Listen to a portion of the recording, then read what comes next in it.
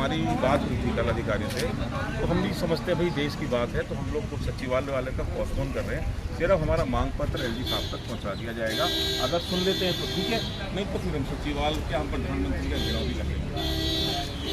और आप लोगों की जो पत्र है उसके अंदर आपने कितना डिमांड किया है कि कितना हाइक होना चाहिए? देखिए कोई फिगर तो आपने दी हाँ बिल्कुल दिया है, एलजी साहब को पहले भी दिया हुआ है। जैसे कि हमारी छोटी गाड़ियाँ हैं उसका 20 रुपये कम से कम मिनिमम चार्ज होना चाहिए नॉन एसी का। अभी तो कुछ भी नहीं है मैडम, 10 रुपये 8 रुपये जो अभी सरकार ने निर्धारित नहीं किया ना। पिछले 12 साल से तो एनसीआर मीटर टैक्सी का किराया ही नहीं बढ़ा।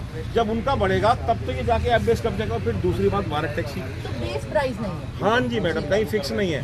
अभी भारत टैक्सी ही अमित शाह जी ने इतने बड़ा इनोवेशन के साथ उसका वो किया है, पर उसके बाद भी हम लोग धक्के खा रहे हैं सड़कों पे। भारत टैक्सी का कोई रेट निर्धारित नहीं हो रहा। जब आप अपनी खुद की लाई हुई टैक्सी से ड्राइवर को रोजी रोटी नहीं दे पा रहे हैं, तो अभी ये उबर के सीईओ दारा कोत्रशाही 8.5 लाख करोड़ रुपया यहाँ इन्वेस्ट करने वाले हैं देश के अंदर, उबर के जो सीईओ है। तो हम प्रश्न सवाल सरकार से करते हैं कि आपको क्या सिर्फ धन चाहिए? इस देश की जनता, इस देश के ड्राइवर, टैक्सी ड्राइवर, इनकी नहीं सुननी। बस आपको जो पैसा देगा आप उधर चल पड़ेंगे। जब आपने इधर भारत टैक्सी लॉन्च की है तो फिर आप उबर को बड़ो क्यों दे रहे हैं, जो आपकी अपनी जिसके मंत्री अमित शाह जी है। तो ये इस प्रकार से हमें भ्रमित कर रहे हैं और हमारा मजाक बना रहे हैं, और ये मजाक बनेगा नहीं।